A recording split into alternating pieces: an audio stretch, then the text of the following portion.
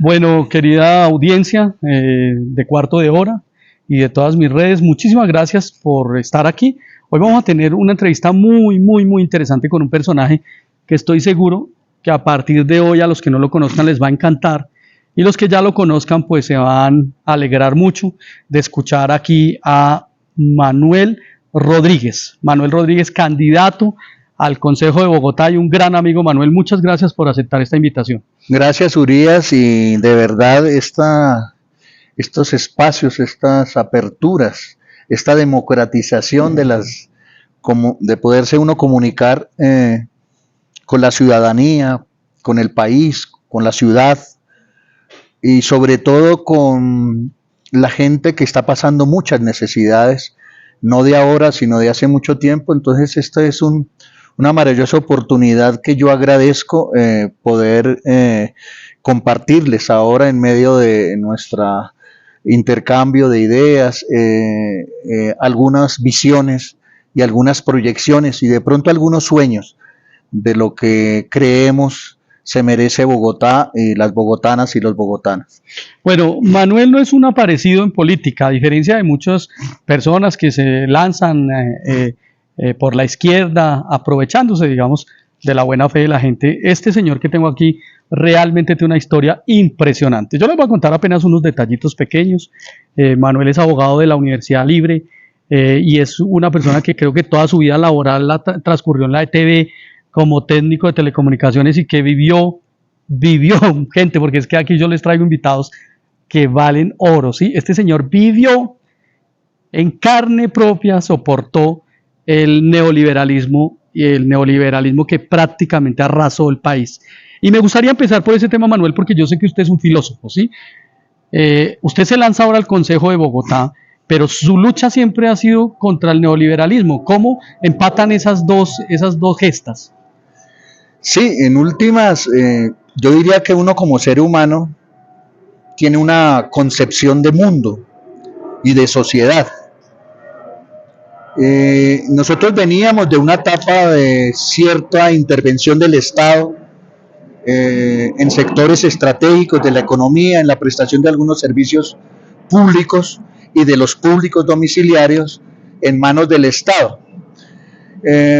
A raíz de algunos sucesos que se dieron a nivel global, por ejemplo la caída del muro de Berlín, aceleraron un proceso nuevamente de afianzamiento del capitalismo en términos de demoler algunas conquistas sociales que habían conquistado los pueblos y los trabajadores, y por supuesto en Colombia no fue la excepción. Entonces aparece el famoso modelo neoliberal. Quiere decir que anteriormente hubo un modelo liberal, que fundamentalmente es que el Estado tiene que desmontarse prácticamente de todas sus funciones, a excepción del cuidado de las fronteras, del orden interno, del manejo de la justicia y de la recaudación de los impuestos. A partir de ahí dijeron que el Estado era una máquina perversa de corrupción, de ineficiencia, de inoperatividad, paquidérmico, lento, y que además era corrupto, y que por lo tanto teníamos que transferirle toda una serie de funciones, fundamentalmente las de tipo social y las de las empresas industriales y comerciales del Estado al sector privado, porque ellos son muy eficientes y además son conocedores del negocio. Entonces apareció la famosa palabra negocio, y hasta el día de hoy, obviamente, ciertos servicios que antes prestaba el Estado, que además si se prestaban ineficientemente no eran por el Estado, porque el Estado no es el ineficiente y el corrupto, son las personas que estaban dentro del Estado. De ahí que aparece entonces la eliminación. Algunos llaman y dicen que la cartilla nos la dio el consenso de Washington, la banca multilateral, FMI, Banca Mundial. Me hacen un favor, señor Estado, y elimina el gasto social. Eso ya no puede ir, porque eso lo vamos a manejar nosotros. Vine a ver cómo recauda más impuestos, fundamentalmente para los problemas de orden público y en el caso nuestro para la guerra, incrementando sustancialmente el presupuesto militar. Por otro lado, nos dijeron que los activos, las empresas, pues que teníamos que venderlas porque pues era una cuestión inoperante, inefectiva, que el Estado mantuviera empresas que bien pudieran pasar a manos del Estado para que se pudieran prestar los servicios. Y se desmontaron los derechos laborales conquistados durante siglos. Los derechos laborales, al trabajo estable, contratos a término indefinido, a las cesantías, a las vacaciones, a la salud, a el tema de las pensiones, todo eso fue retirado del marco del Estado y transferido al sector privado. Las tarifas en los servicios públicos fueron elevadas sustancialmente, el desmonte de los subsidios, y ese fue el gran bypass que hicieron sobre la base de que el Estado fundamentalmente es corrupto y aquí iba a haber una gran eficiencia a partir de los privados, que obviamente lo tomaron, pero con el objeto de hacerlo negocio, y en eso de ser negocio únicamente les interesa la rentabilidad, y la prestación efectiva y universal y de acceso real y oportuno a toda la población se perdió. Es decir, hoy acceden a los servicios de salud, de educación, de pensiones y de demás otras actividades que antes eran del fuero del Estado los que tienen dinero. Claro, Manuel, y eso es un poco lo que en Colombia se llamó la apertura de Gaviria, ¿no? El Kinder de Gaviria, el famoso Kinder de Gaviria que destruyó el país, pero que era una cosa que había empezado desde un poquito antes, ¿no? Y que continuó después con los gobiernos de Samper, de Pastrana, ni que se diga de Uribe, incluso el de Santos. Hay una cosa que yo quisiera preguntarle sobre eso, que siempre he tenido la duda. Estos gobiernos se dedicaron no solamente a entregar las empresas públicas, a desmejorar los servicios, a acabar los sistemas asistenciales, sino además a asesinar sindicalistas. ¿Cómo fue esa época, Manuel? A ver, el neoliberalismo en ciertos países requirió de esa represión brutal y de esa impronta pues abiertamente criminal. Ustedes saben que el modelo en América Latina entró por Chile.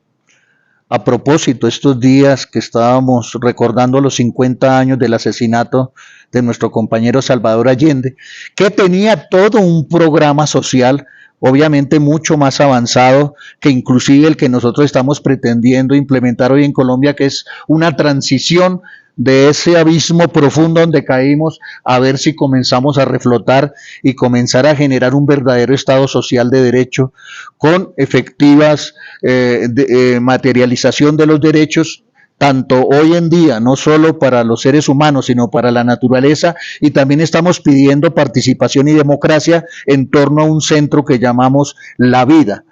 El señor Pinochet trajo unos economistas muy famosos, que en la época en Estados Unidos se llamó la Escuela de Chicago, Friedman y sus demás discípulos, y en Chile estaba su ministro de Hacienda, Buji, y ellos implementan allá, sobre la base de un golpe militar y sobre la base del arrasamiento de miles de chilenas y chilenos que fueron asesinados, no solo por el cambio de gobierno y supuestamente por ser seguidores de alguien que le había hecho mucho daño a Chile como Allende y eran perseguidos políticos, sino se hizo esa mortandad, esa desaparición, esa tortura para implementar el modelo. Claro. O sea, el modelo entró con sangre, un poco parecido a lo que a uno le pasa a veces en la vida, o de cuando uno estaba chiquito que le decían que la sangre con la letra con sangre entra.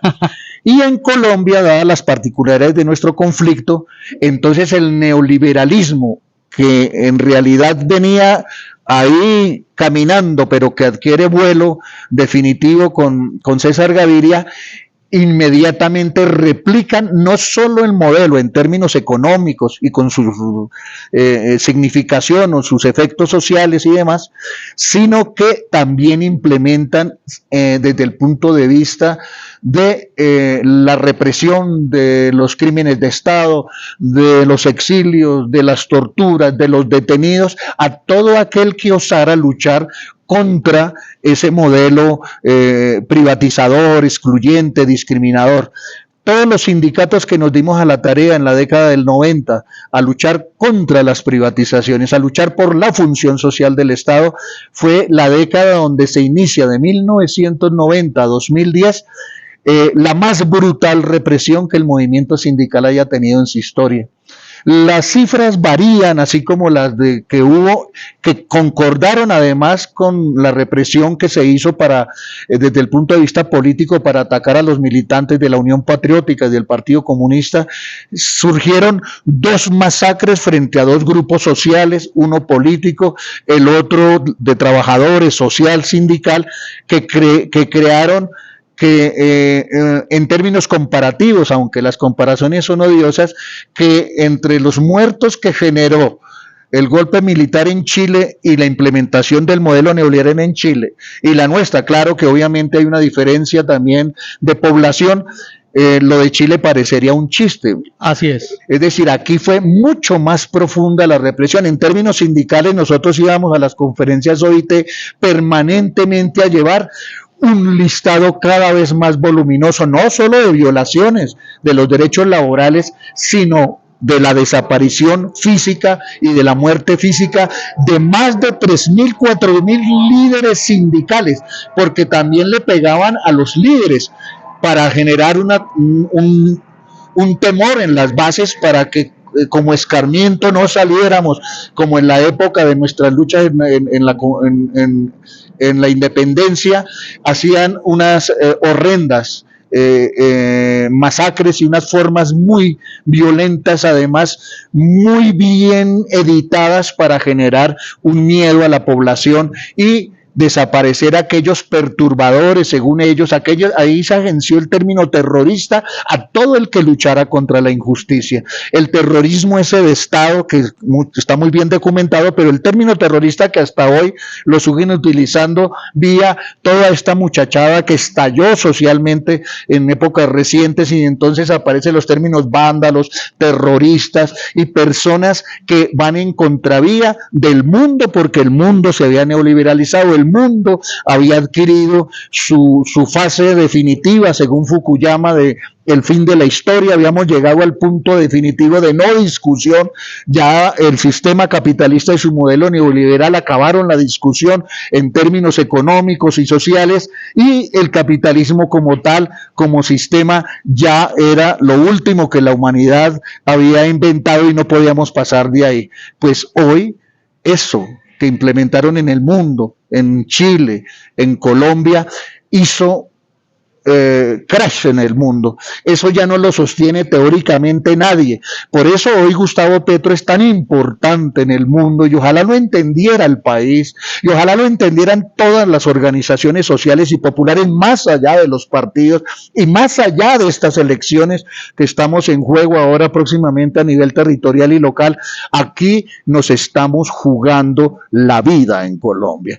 Nos la seguimos jugando, porque si no damos ese salto que propone el compañero Petro, pero además ese salto que está en las bases, en las masas que lo han construido históricamente, probablemente no solo la tierra está en el orden de una posible extinción en corto plazo, sino que si eso fuera así, tal vez Colombia desaparecería antes que el planeta, porque nosotros no nos merecemos esto. Nosotros hemos luchado por otra cosa, nosotros nos hemos agenciado y nos hemos puesto de frente a la población para que las empresas públicas cumplan una función, para que las tarifas sean bajas, para que haya cobertura, para que en el servicio de salud existan los centros médicos en todos los barrios, en todas las veredas, para que los médicos se les pague como se debe. Manuel, ¿cómo se explica uno, Manuel, que una persona, y lo digo porque me consta, de hecho tengo muchísimas solicitudes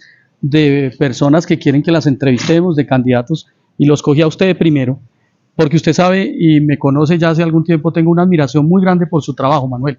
Gracias. Por su trabajo en la ETV, por su trabajo como persona, por su manera de hacer política, de la que vamos a hablar ahorita más adelante, pero como una persona como usted que se jugó la vida, que trabajó con Eduardo Umaña Mendoza, una persona tan trascendente, ¿cómo no tiene cabida en el pacto histórico? Cuénteme eso. Bueno, ahí habríamos que entrar que el neoliberalismo tuvo un éxito rotundo. Nosotros lo medimos en los términos económicos por lo general, en los términos sociales, en los términos financieros, en los términos culturales, pero yo no sé por qué olvidamos que el neoliberalismo es toda una concepción del mundo que se ataca, si se quiere, con una formulación de otra formulación de concepción del mundo. Dentro de esa concepción del mundo, el neoliberalismo tiene un aspecto muy importante que, por lo general, últimamente en cualquier espacio de inclusive las fuerzas políticas aún de izquierda se les saca el bulto, como se dice coloquialmente, a la discusión ideológica. El gran éxito del neoliberalismo está en lo ideológico, en que vendieron un proyecto, pero a su vez secaron o disecaron las fuentes de rebeldía y las fuentes científicas de pensamiento contrario en las organizaciones políticas, en los partidos políticos. Yo puedo decir abiertamente que hoy en Colombia no hay partidos políticos ni de centro, ni de izquierda, ni de derecha, en términos inclusive puramente teóricos de cómo hoy el neoliberalismo penetró a las organizaciones políticas. Pero usted lo que me está diciendo es que el neoliberalismo penetró el pacto histórico. Entonces, los partidos, incluyendo los de izquierda, están hace rato neoliberalizados en su forma de actuar, en su discurso mantienen un discurso de rebeldía, un discurso contra el sistema, inclusive un discurso por el socialismo, pero en su praxis el neoliberalismo se agarra, y el sistema capitalista en general, de una serie de premisas que son inamovibles para ellos, pero que nos penetraron a nosotros. A nosotros nos dicen que la democracia es la representativa. Nos dice el sistema capitalista, nos dice el neoliberalismo. Pues dentro del pacto histórico, hace rato, la democracia representativa es el centro de la forma como se desarrollan internamente el funcionamiento de los partidos. No hay un partido de izquierda que hoy en este país haga una consulta, por ejemplo, a la población. Las voces que puedan adversar esas mayorías que se forman en las cúpulas de los partidos determinan censuras, determinan exclusiones muy parecidas a las que hacen las fuerzas de derecha. Y a la hora, fundamentalmente, de lo yo creo que, Manuel, incluso peor, porque el Partido Verde tuvo consulta. Partido Liberal tuvo consulta. El Centro Democrático tuvo consulta, es decir, el partido menos democrático que hay en este momento es el pacto histórico, porque en el pacto histórico básicamente se necesita ser o familiar de María José Pizarro, o amigo de David Racero, o un trabajador cercano a Mafe Carrascal, o ser hija de Dusan, que está en la lista, o mejor dicho, esto es impresentable. Entonces, ¿cómo vuelvo y digo, cómo una persona como usted que realmente tiene los quilates, de nuevo, lo tengo invitado aquí porque sé quién es usted, ¿sí? Una persona como usted que se ha jugado la vida entera, que tiene cómo responder metodológicamente y teóricamente, que no es un aparecido, no es el concejal más joven del mundo, ¿cómo es que se llama? Sastoque. No es Sastoque, pues. Como una persona de sus quilates, porque bueno, listo, me dejaron a mí por fuera, todo bien. Pero ¿a usted por qué? O sea, en el caso concreto mío, yo hice parte de Colombia Humana hasta hace como 2 meses, mes y medio. Y entre otras cosas, la Colombia Humana, el día de su fundación en la Plaza de Bolívar, Petro tuvo como siempre, un magnífico universo en el cual nos metíamos como Colombia Humana, una filosofía, una concepción, una esencia, una sustancia, y él dijo, Colombia Humana nace para salvar la humanidad. Colombia Humana nace para salvar la existencia de la vida en el planeta, y ese es nuestro primer objetivo.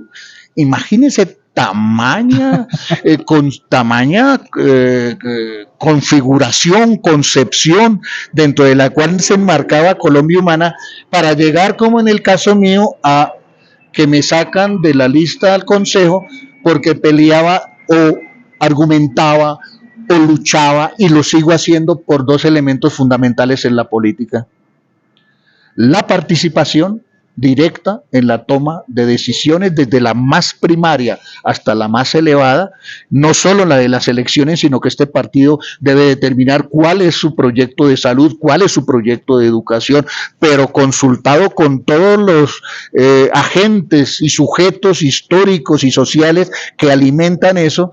Y el otro aspecto por el cual luchaba yo internamente en Colombia Humana era el de la unidad. Yo tengo dos banderas fundamentales dentro de la discusión, dentro de los partidos políticos: la unidad y la participación. Por esos dos aspectos, a mí me hicieron un fraude, es decir, yo les dije inclusive un día gráficamente, así como cuando yo digo que los corruptos no solo son corruptos, sino asesinos, porque lo que se embolsillan determinan que o la gente se murió de hambre porque no llegó la asistencia alimentaria, o un hospital no hubo la posibilidad de salvar una vida porque no estaba el medicamento, o el médico, o el especialista, o el equipo, porque eso se lo habían robado. Los corruptos son asesinos. Pues resulta que en los partidos políticos también asesinan la democracia. O sea, son criminales en términos democráticos, y por supuesto, al ser antidemocráticos, se vuelven autoritarios e imponen. Hoy en día, al pueblo que ha luchado históricamente y que recientemente tomamos como un hito histórico último del estallido social, a esta gente, en últimas, estos partidos y esta coalición le han dicho al pueblo: bueno, ustedes están aguantando hambre, ustedes tienen necesidades, espere que tantico, que ya nosotros vamos a lograr la solución.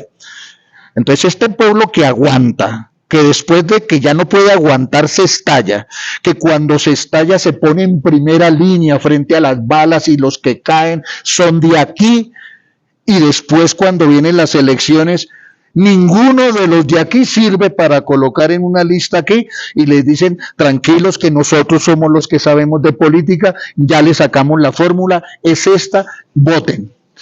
En un momento histórico como el que estamos viviendo, mientras la realidad política de hoy, el momento político histórico hoy determina que la gente debe decidir desde abajo, que la gente debe reunirse permanentemente en asambleas, proponer, votar mandatos populares de obligatorio cumplimiento para cualquier entidad del Estado, para cualquier funcionario público, sea de elección o sea de libre nombramiento y remoción. Como dice el mismo Petro, nosotros somos sirvientes del pueblo, nosotros somos mandaderos, los que hacen mandaderos del pueblo, somos servidores del pueblo. Ustedes son los que dicen qué debemos hacer, y si nosotros no somos capaces de ejecutar lo que ustedes han decidido se debe hacer, pasen por encima de nosotros. Ustedes se deben organizar por encima del Estado, por encima de los partidos. Ustedes no pueden ser cooptados ni reemplazados por nadie. Ustedes son independientes del Estado, pero a su vez son los dueños del Estado y del país. A esa gente, ninguno de ellos sirve para estar en una lista. ¿Y por qué estos partidos no hacen consultas? Porque no tienen votos. Si se midieran en una consulta, estos de aquí los barrerían, porque los votos salen del trabajo concreto, de la barricada concreta, del esfuerzo conjunto, del que se gana el liderazgo durante años, durante las grandes confrontaciones. El pueblo sabe cuál es su líder, y esos líderes en última no tienen ni que pedir votos, ellos ya lo tienen aquí, de su ejercicio diario, de su ejercicio cotidiano, de tantas movilizaciones, de tantas necesidades. Ellos, si se enfrentaran a estos en una consulta, la lista saldría toda de acá, como corresponde, no de acá donde no tienen voto. Yo le decía hace poco... Y es ahí donde surge Esperanza Democrática, ¿no? Entonces, ¿qué pasa? Esperanza Democrática hacía parte del pacto, igual que Fuerza Ciudadana, que son las otras dos fuerzas que hacían parte del pacto, simplemente no aceptaron el dedo, no aceptaron el bolígrafo, no aceptaron la imposición. Porque es que aquí en el pacto hay otra tragedia, es que esto que lo hacen a espaldas del pueblo y apenas utilizan al pueblo para que les voten, ellos también internamente ni siquiera le consultan a sus bases. Las bases de los partidos que conforman la coalición pacto nunca fueron consultadas para esta lista. Es decir, esto termina siendo lo que hemos visto. Porque yo no sé por qué tapamos las cosas.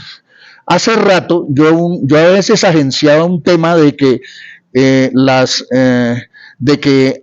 los partidos políticos en esta descomposición y perversión, incluyendo los llamados de izquierda, hace rato decían las malas lenguas que vendían avales.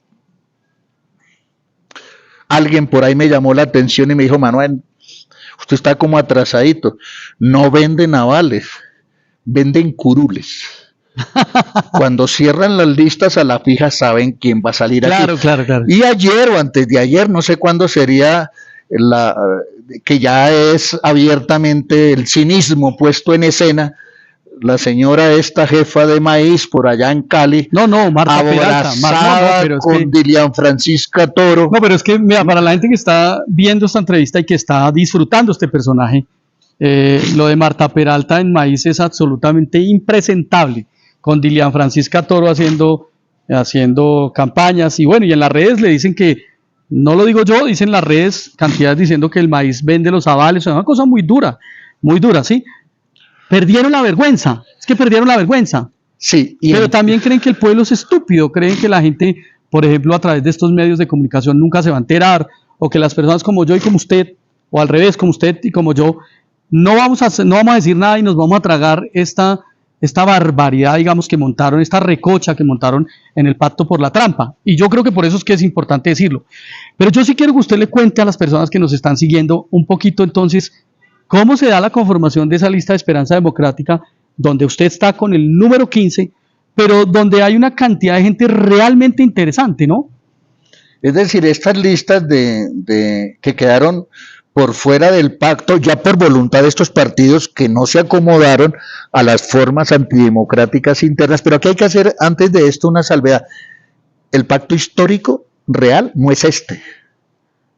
Este de los partidos no es el pacto histórico real. El pacto histórico real es el pacto histórico popular donde cabe toda la población. Claro. Y yo les dije por ahí que los partidos caben en este pacto, pero el pueblo no cabe en este pacto de partidos. Claro. Y además la salida es una coalición pueblo-partido. O sea, Manuelito, de una u otra manera, una cosa es el pacto por la trampa que montaron ahorita para las elecciones y otra cosa es el pacto histórico, que somos todas las personas que seguimos decididamente acompañando al presidente. Por ejemplo, yo aquí abiertamente puedo decirle a toda la sociedad, a todo el país, a todo el mundo, que yo soy Colombia Humana Popular, no la Colombia Humana de estos poquiticos que se metieron allá adentro, para que en nombre de todos nosotros, además cuando Colombia Humana se creó no para ser un partido de jerarquías, sino un movimiento en red a través de nodos, de individuos y de causas y de identidades. Aquí no hay jerarquías, los territorios son los que mandan y deciden. Pues eso quedó en teoría porque aquí las coordinaciones se volvieron direcciones y ejecutaron a su manera dentro de la misma Colombia Humana un proceso antidemocrático para elegir. Entonces, yo pertenezco a la Colombia Humana Popular. A mí me dicen que yo no puedo inclusive utilizar el corazoncito, que porque eso ya hace parte de la propiedad privada dentro del esquema de que hace parte de una propiedad intelectual que no puede ser usada por nadie. Entonces yo les digo a ellos que el corazón ese que ustedes dibujan y ponen en un afiche y ponen en un banner y ponen en una valla, no es el que va a cambiar este país. El corazón lo tengo aquí y es de Colombia Humana Popular. Este está aquí adentro y vale más que todos los logos de corazones que estén por fuera. Y el pacto histórico también, soy del pacto histórico, pero el pacto histórico popular. Yo no soy del pacto histórico de la confabulación, yo no soy del pacto histórico de cúpulas, yo soy de la verdadera concepción, además también del pacto, porque el pacto se creó para que todos los colombianos, mediante acuerdos, además desde la diversidad, desde la diferencia, desde todas las cosas distintas que tenemos, nos unimos en torno a un propósito, acordamos ciertas cosas y las llamamos y las echamos a andar. Eso es un pacto, el pacto es entre contrarios, entre diversos, entre personas que pensamos distinto. Entonces, este pacto es al que yo pertenezco. En este pacto popular cabe el pacto de partidos. El pacto histórico popular no cabe en el pacto de partidos. El que va a cambiar el país es el pacto histórico popular. El que va a cambiar este país es la Colombia Humana Popular. El que va a cambiar este país es un frente amplio de partidos, organizaciones, individuos y no de cúpulas. Es el gran acuerdo nacional en el cual estamos inmersos. Y del que hablaba Petro desde el principio. Correcto. Pero cuéntele a la gente que lo está viendo y que yo sé que a partir de hoy muchos de ellos que puede que no lo conocieran, le van a abrir el corazón porque usted merece estar en el corazón de la gente, sí. Cuéntele a esa gente cómo es lo de Esperanza Democrática. Entonces, Esperanza Democrática y Fuerzas Ciudadanas salen de esta confabulación y dicen nos vamos en lista abierta debido a que ya no podíamos hacer consulta. Entonces, eso es la otra discusión, la lista cerrada. La lista cerrada es válida en cualquier parte si se hace con consulta. Claro, si hay la ordena el pueblo. Claro. El que da el aval es el pueblo. Exacto. Y es el que pone los votos por determinada gente y la ubica en el lugar que corresponde. El pueblo tiene que decidir quién va en la lista y en qué lugar va. Eso es lo mínimo en una democracia y en un país que dice que estamos en el cambio. Entonces, Fuerza Ciudadana y Esperanza Democrática hicieron sus listas abiertas y están llenas además esas listas de todos los que fueron sacados de Colombia Humana y del pacto histórico de determinadas fuerzas que no encontraron el espacio democrático aquí, y aquí medianamente lo encuentran, y aquí está la posibilidad que el pueblo el 29 con su votación, pues sea el que nos determine si salimos o no, y no la lista preconfigurada donde ya se sabe aquí quiénes van a salir y quiénes no. Yo creo que es muy importante que la gente entienda esto. Está lanzado, hay la lista del pacto histórico, pero también está la de Fuerza Ciudadana y está la de Esperanza Democrática. Y hay que decirle a la gente claramente que cuando usted vota por Esperanza Democrática, también vota por Gustavo Bolívar, porque estamos respaldando 100% a Gustavo Bolívar. Eso no es así. Correcto. Entonces, aquí también se creó una narrativa perversa que entre otras cosas Gustavo Bolívar tuvo que desmontar. Es que Gustavo Bolívar era el candidato exclusivo del pacto. Él, por la afiliación que tiene desde el punto de vista legal, hace parte de un partido de estos del pacto, pero eso no quiere decir que la candidatura de Bolívar sea única y exclusivamente del pacto, porque hay otras fuerzas que en su libertad y en el ejercicio de la democracia también han decidido apoyar a Gustavo Bolívar, claro, como alcalde, y que ni siquiera son fuerzas de izquierda o antes del pacto, sino que están los liberales de base, están los verdes, están los conservadores que vengan, están todos los que quieran. Hay gente incluso de Cambio Radical que ha adherido a Bolívar, porque ven en Bolívar hasta del nuevo liberalismo, es decir, aquí están todas las corrientes y formas diversas que hacen verdaderamente que la candidatura de Gustavo Bolívar coja peso, porque es imposible que Gustavo Bolívar solo con el pacto exclusivamente vaya a salir. Y ni siquiera Gustavo Petro salió por el pacto, porque esa es otra gran mentira que le han dicho al país, que el pacto fue el que sacó a Gustavo Petro presidente. Ahí se dio un fenómeno único que además es preocupante hoy que no esté. Estaba el estallido social por aquí, estaba Gustavo Petro por acá, y esto fue lo fundamental. No, y los medios de comunicación alternativa que fuimos capaces de ponerle la zancadilla a las Vicky Dávilas, a los Néstor Morales, correcto, a las Soledades, a los mentirosos que llevaban años engañando a este país. Esto fue lo determinante. ¿Aquí el pacto histórico de partidos jugó un papel? Sí, el que le corresponde y solo lo que le corresponde y solo lo que pusieron. No pueden decir que por ellos fue que Gustavo Petro fue presidente. Ni pueden decir ahora que la candidatura de Bolívar es exclusiva de la coalición de partidos Pacto Histórico. Eso Bolívar tuvo que reconfigurarlo porque le estaba haciendo mucho daño a la campaña, porque esta es una campaña, yo le dije a Bolívar, usted es el candidato ni siquiera de estos partidos, sean todos los que podamos nombrar aquí, usted es el candidato del pueblo. De todos y todas las bogotanas. Esto es el candidato popular. Usted engendra una corriente antineoliberal, usted engendra una corriente por derechos, usted engendra y es además un tipazo, un buenazo, al cual el discurso de la vida le cae perfectamente, es pura vida, puro afecto, puro amor, un tipo desprendido, un tipo al cual uno le puede meter las manos así y la corrupción es cero. Así es. Cero. Como uno puede meter las manos así me digan que no por Gustavo Petro, la corrupción en Gustavo Petro y Gustavo Bolívar es cero. No hay posibilidad, no hay duda en eso. Y hoy Bogotá y el país necesita, y Bogotá... Y quiere que le diga una cosa, Manolito, se lo voy a decir delante de todas las personas que me siguen y que estas entrevistas las votan en la red. Usted es uno de esos que también se puede meter las manos al fuego.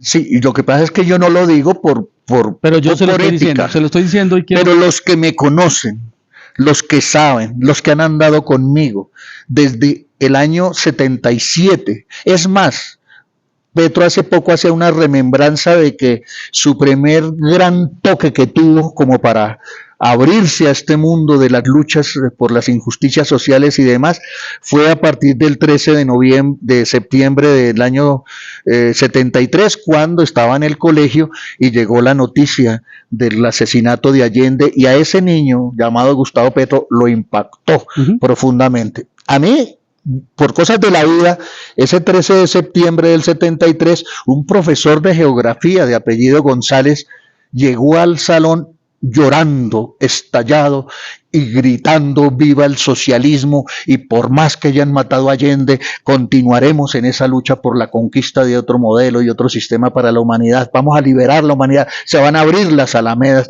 y lo decía atacado. Yo también tuve ese un primer impacto, pero en realidad mi primer ejercicio de calle lo tengo desde el año 77 con el paro cívico del 14 de septiembre del 77 hasta hoy. El paro que nunca acabó, ¿no? El que nunca acabó, como nunca acabó la lucha en mí, que llevo 45 años ininterrumpidos de lucha de calle, de lucha de academia, de lucha gremial, de lucha sindical, de lucha obrera, de lucha campesina.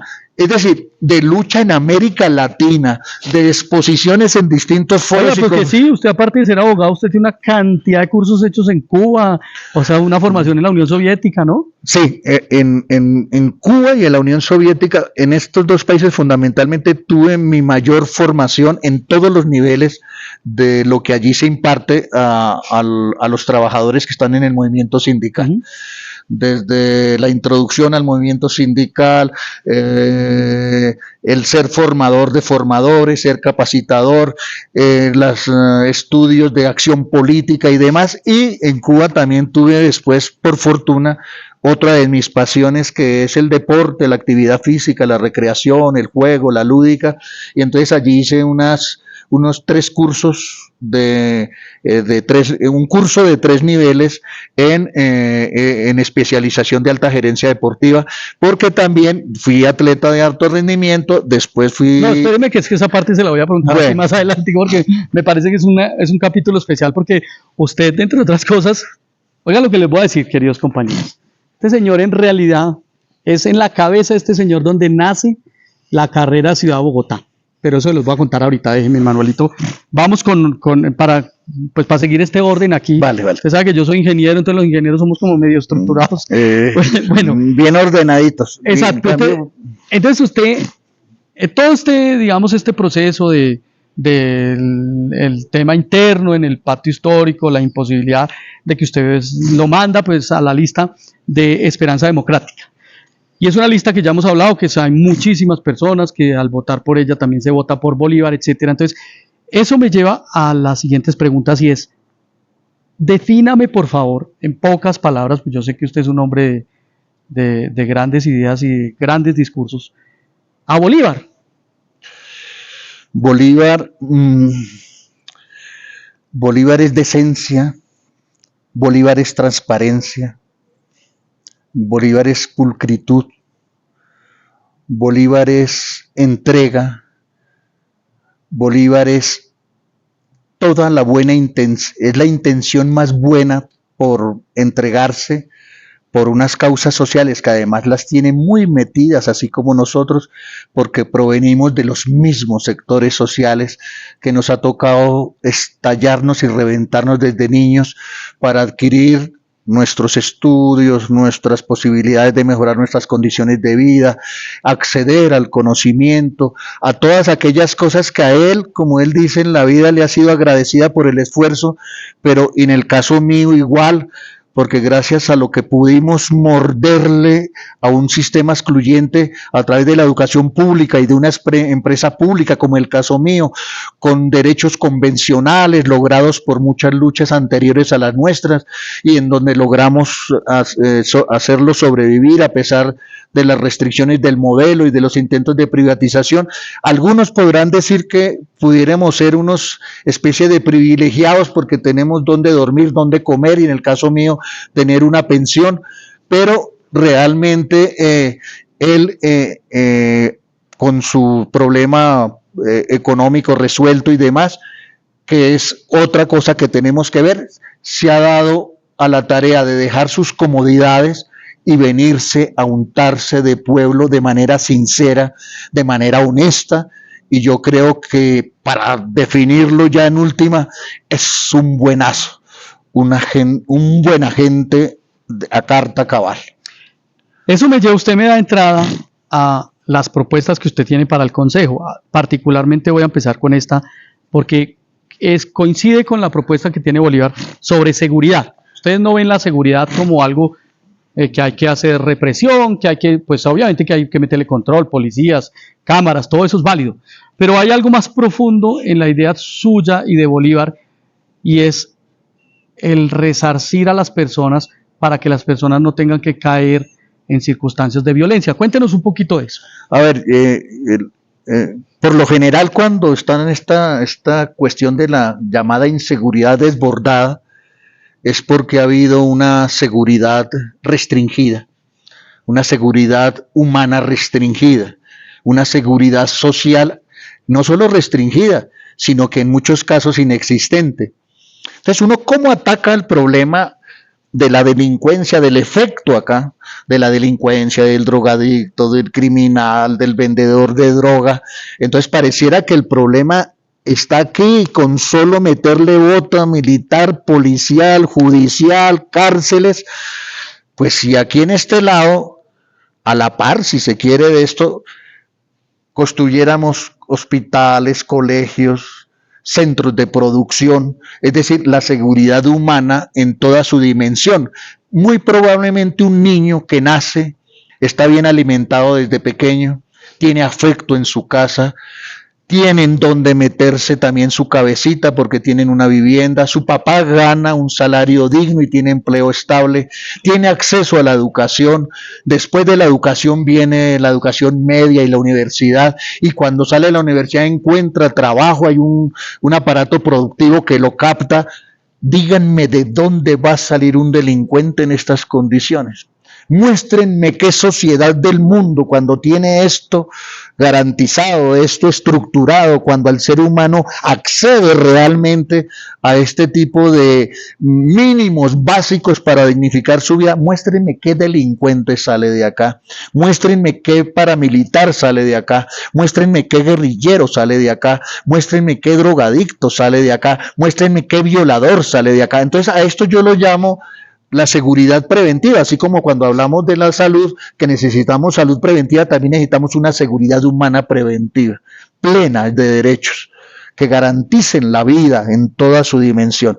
Tenemos otro espectro acá de la gente que algunos lo llaman los ninis, los que están aquí, los que están que se resbalan hacia allá, los que tratan de sostenerse por acá.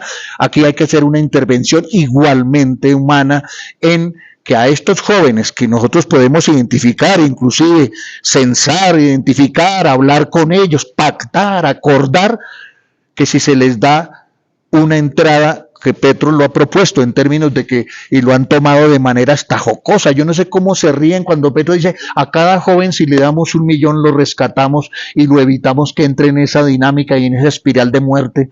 Entonces, aquí hay tantas actividades en Bogotá, tantos cuidadores de determinadas políticas públicas que se le pueden dar a estos muchachos. Si a estos muchachos se les da el 1.000.000 de pesos porque cuiden parques, porque siembren árboles, porque cuiden la malla vial, porque sean cuidadores de abuelos, porque sean cuidadores inclusive de niños, porque accedan al arte, a la cultura, al deporte, y fuera de eso, a partir de ese ingreso, señores, a ustedes se les da esto, pero inmediatamente ustedes quedan matriculados, o no han terminado el bachillerato, se matriculan ya y salen a estudiar, ya sea al bachillerato o a la universidad.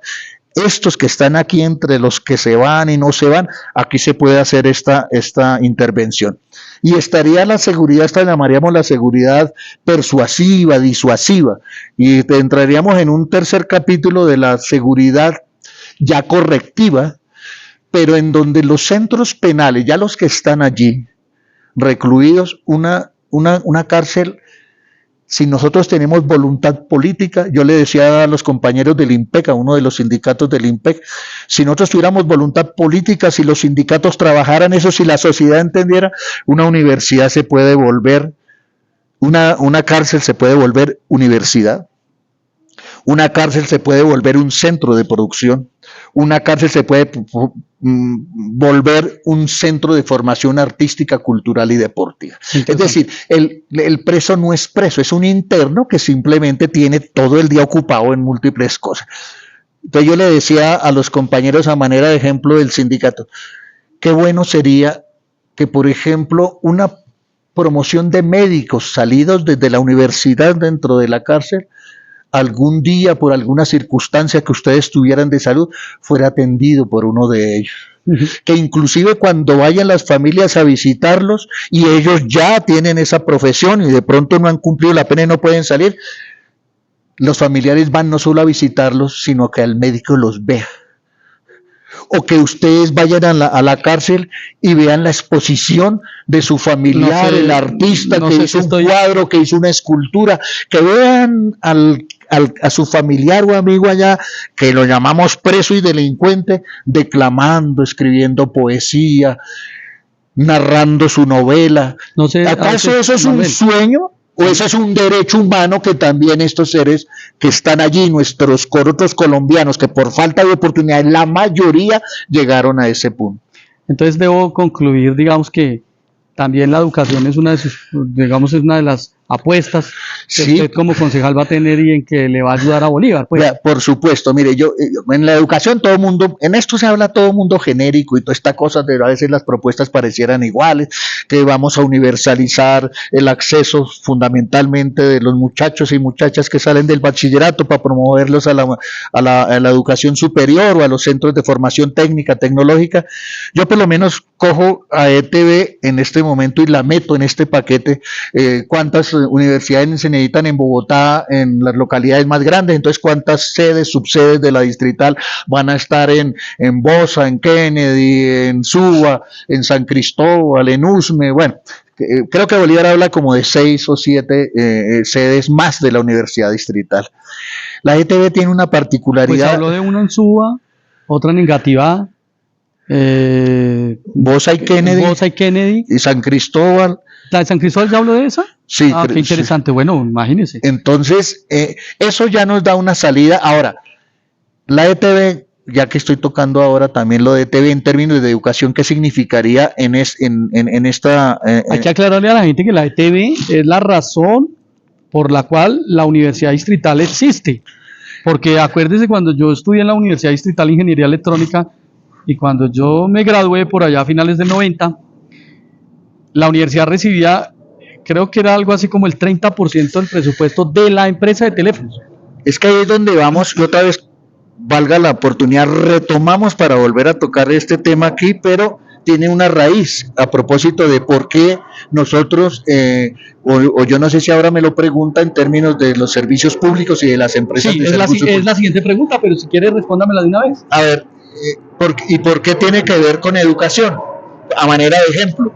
¿Y quién provee los recursos para esa educación? Que no necesariamente si hubieran empresas industriales y comerciales del Estado, de las que tuvimos, pero no en manos de los pícaros, sino en manos sanas, aún en manos de estos señores corruptos que habían en la década de los 80, 90, las empresas de servicios públicos cumplían varias funciones. Estas empresas, aún en manos de estos caballeros, prestaban el servicio con equipos de última tecnología, con tarifas bajas, con trabajadores bien pagos, y aún con todo esto quedaba un remanente que el distrito utilizaba desde esas empresas, esas utilidades, en inversión social. ¿Cuál era la inversión social que hacían estas empresas de servicios públicos en manos del Estado? Se iba para educación, se iba para IDIPRON, se iba para hogares comunitarios, se iba para el mantenimiento de malla vial, y dentro de esto que se iba para la educación, en el caso concreto de la ETV, el 30% del presupuesto total de la distrital salía de las utilidades de ETV pública, y pública mal manejada. Ahora imagínese pública bien manejada. Alguna vez un presidente de la empresa me manejaba el tema como a manera de reflexión. Me decía: Manuel, el mejor negocio del mundo es sí, una empresa de telecomunicaciones bien administrada, y el segundo mejor negocio del mundo es una empresa de telecomunicaciones mal administrada. Así es decir, los servicios públicos no tienen pierde, son un monopolio natural, además, pero ¿quién lo va a prestar? Pues nosotros mi propuesta es: no puede haber una empresa de servicios públicos domiciliarios en Bogotá con capital privado, porque hoy la única posibilidad que hay en este desequilibrio social, que a su vez genera la inequidad, la desigualdad y por esa vía la violencia y la guerra, hay un solo sujeto capaz de ir cerrando esa brecha y de enmendar tamaña herida social, y es el Estado. Hoy Petro, desde Naciones Unidas, en el término de disertación, manejó aquello de la defensa de lo público, que es la defensa de lo común, del eco de lo público, de la bandera de lo público, de la libertad que da lo público, aplicado eficientemente y focalizado a nuestras... No hay sino un sujeto histórico de los que conozcamos, inclusive en el gran capitalismo desarrollado, cuando los grandes sectores de producción entran en quiebra, siempre el Estado aparece como el salvador. En el gobierno de Obama se quebraron las automotrices y el Estado fue el que les puso el billete. $3 trillones. Todos, en toda parte del mundo, cuando hay un desequilibrio, una quiebra grande en ciertos sectores muy neurálgicos, muy importantes de las economías privadas de esos países, el Estado sale al rescate. Papá Manuel, es que hay una cosa que hay que decirle a la gente, y es que en Colombia hay un sector privado que es loable, que son empresarios que producen empleo, que son buenos, ¿sí? Pero hay una gama que son estos empresarios que están asociados a los políticos, que son los barguilos, estos delincuentazos, porque son delincuentes que lo que hicieron fue robarse las empresas públicas, para que las empresas públicas no solamente dejaran de prestar los servicios bien, sino que además no pudieran hacer función social para ellos quedarse con la plata. Y digamos que si uno hiciera un juicio hoy en día, tendría que meter a la cárcel a Gaviria, al presidente Gaviria, al presidente Samper, al presidente Pastrana, al presidente Uribe, y ese no solamente por genocidio, sino también por ratero, y al presidente Santos, que también fue un sátrapa en contra de la clase trabajadora. Y eso hay que decírselo a la gente, y la gente tiene que entender, la gente tiene que dejar de engañarse. Las María Fernandas Cabal, con esos discursos estúpidos y llenos de ignorancia, no pueden seguir quedando impunes. Realmente, aquí no es un problema de derecha o de izquierda. En Colombia no hay derecha ni izquierda, en realidad lo que hay es un grupo que lleva 212 años robando, descaradamente robando, y que se robaron las empresas públicas y que quieren seguirlo haciendo. Sí, y que es contra eso que tenemos que luchar. Porque ahí hay una doble moral de estos señores, porque por un lado dicen que el Estado es ineficiente y corrupto, pero ellos viven del Estado. Exactamente. Ellos, lo que a ellos les duele, a lo que ellos llaman terrorismo, yo alguna vez explicaba que ellos llamaban terrorismo era porque nosotros cuando defendemos lo público, cuando defendemos las tarifas bajas, cuando defendemos la cobertura, cuando defendemos a los trabajadores con contratos a término indefinido, cuando defendemos los buenos salarios, pues esa plata que ellos ven que se destina para todo lo social, ellos se aterrorizan de que no vaya a sus bolsillos. De que no se la puedan robar. Entonces, ellos sienten terror de que la gente coma, de que la gente tenga trabajo y de que eso que perfectamente puede aplicarse aquí desde un Estado público y una función social y todo este tipo de situaciones en donde se materializan derechos, ellos se aterrorizan que esa plata no les llegue allá. Entonces, esto es una de las maneras como ellos critican al Estado, pero ellos saquean al Estado. Manuel, vean, vamos a hacer una cosa, y le voy a hacer 3 preguntas ya, porque no quiero tampoco extenderme demasiado. Vamos a pactar una segunda entrevista ya cuando estemos bien cerquita de la esta, porque hablar con usted es delicioso. Yo le voy a hacer 3 preguntitas adicionales y concluimos, ¿le parece? Vale. Bueno, primero, le voy a mencionar unos nombres, y usted, pero Manuel, en serio, rápido, ¿no? Bueno, usted me dice... Rápido, usted me dice su opinión, ¿listo? Peñalosa. Delincuente. Delincuente, bueno. Claudia López. Mentirosa. Antanas Mocus. Vendedor de humo. Entre otras cosas, la esposa de Antanas Mocus la denuncié yo. Pertenecía a la junta directiva de la empresa de teléfonos de Bogotá, representando a Claudia López, y creo que se iría a la cárcel si la investigaran con todas las cosas que yo liberé. Bueno. O payaso, póngale, no sé. Bueno. ¿A Mocus le ponemos también payaso? Sí. Listo, aquí lo registramos como payaso. Molano.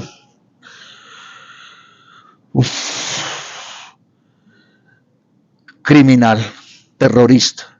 Que además acaba la Human Rights Watch acaba de decir que no solamente mandó a asesinar niños, de lo que se siente orgulloso, sabiendo que estaban ahí, a los que llamó máquinas de guerra. Exactamente. Y además mintió. Cuando son vida en ciernes, son un brote de vida, es un manantial de vida, los llama criminales, los llama máquinas de guerra. Rodrigo Lara.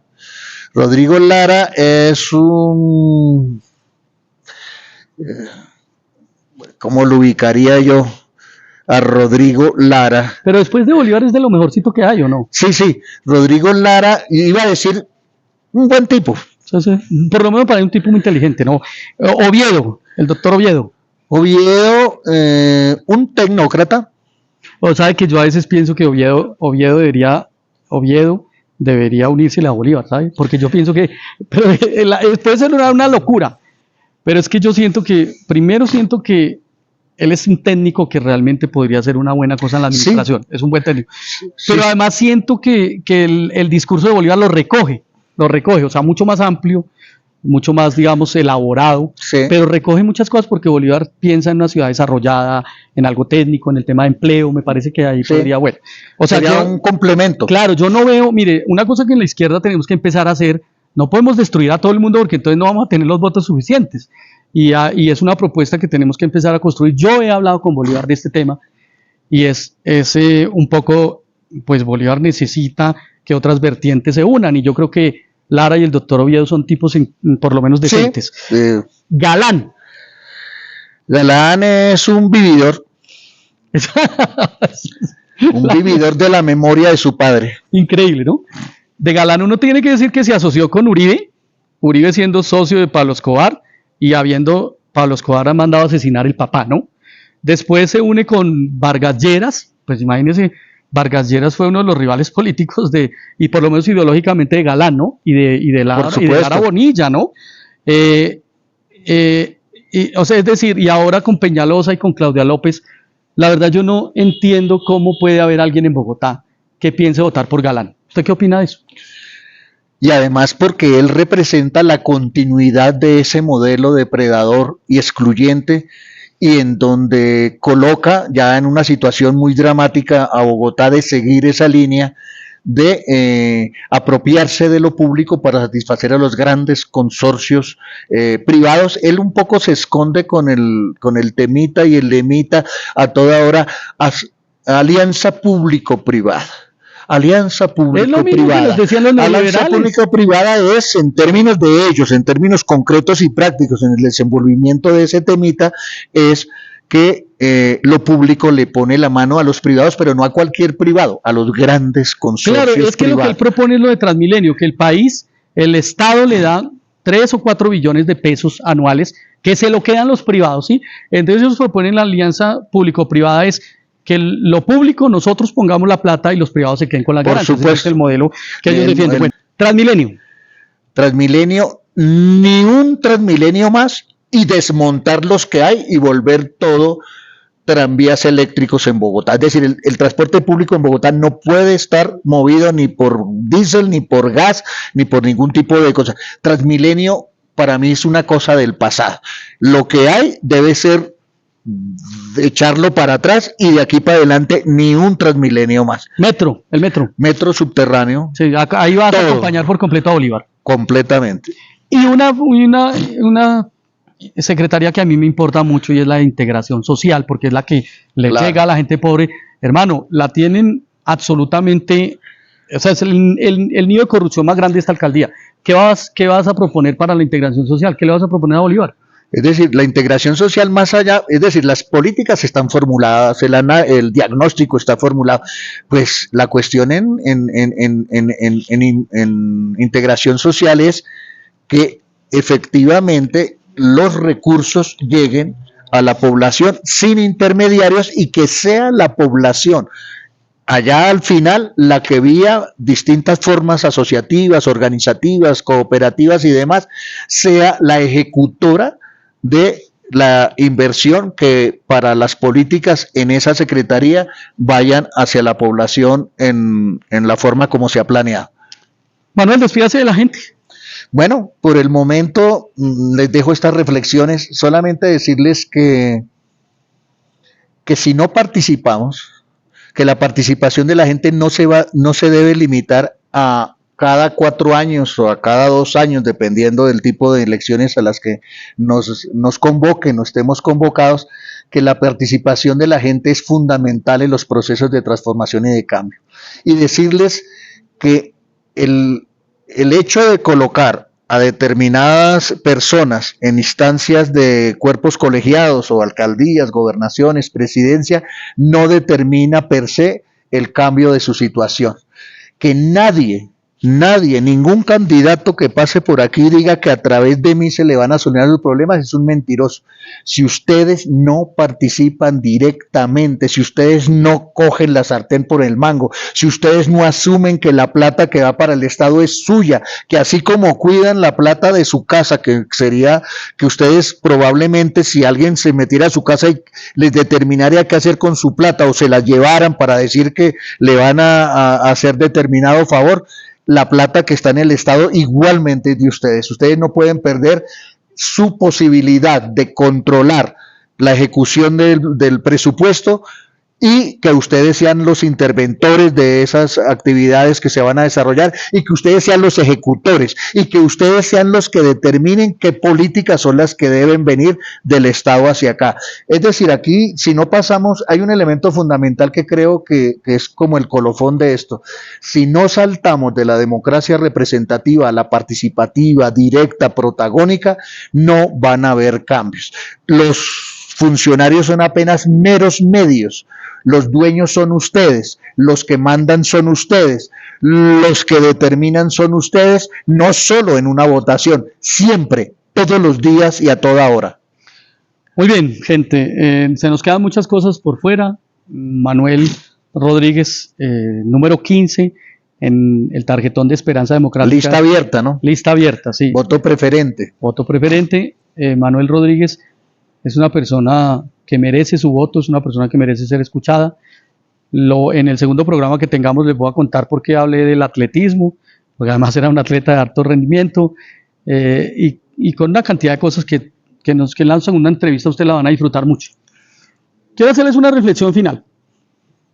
Ustedes y yo podemos seguir eligiendo paquetes como Sastoque para que se hagan ricos, se aprovechen del Estado. Podemos seguir eligiendo personas con, digamos, las locuras, por ejemplo, de Jennifer Pedraza, ¿no? Que no ha hecho un carajo, que se aprovecha del movimiento feminista para conseguir votos. Ustedes pueden seguir eligiendo a los Argote, a los Dusan. Ustedes pueden seguir eligiendo a Susanas Boreal, a gente impresentable como Marta Peralta. Ustedes pueden seguir eligiendo a quien quieran. Lo que no pueden decir los que vean esta entrevista es que no hay candidatos buenos y que no hay una elección correcta para Bogotá. Mi nombre es Urias Velázquez, me gusta hacer periodismo, me gusta que ustedes conozcan los hechos, que ustedes saquen sus conclusiones. Mil gracias por distribuir estos videos en las redes, por compartirlos con sus familiares. Se los agradezco mucho, pero por sobre todo se los agradece la democracia y un país que necesita ser recuperado. Manuel, muchas gracias. Gracias, Urias, y un abrazo a todos y a todos.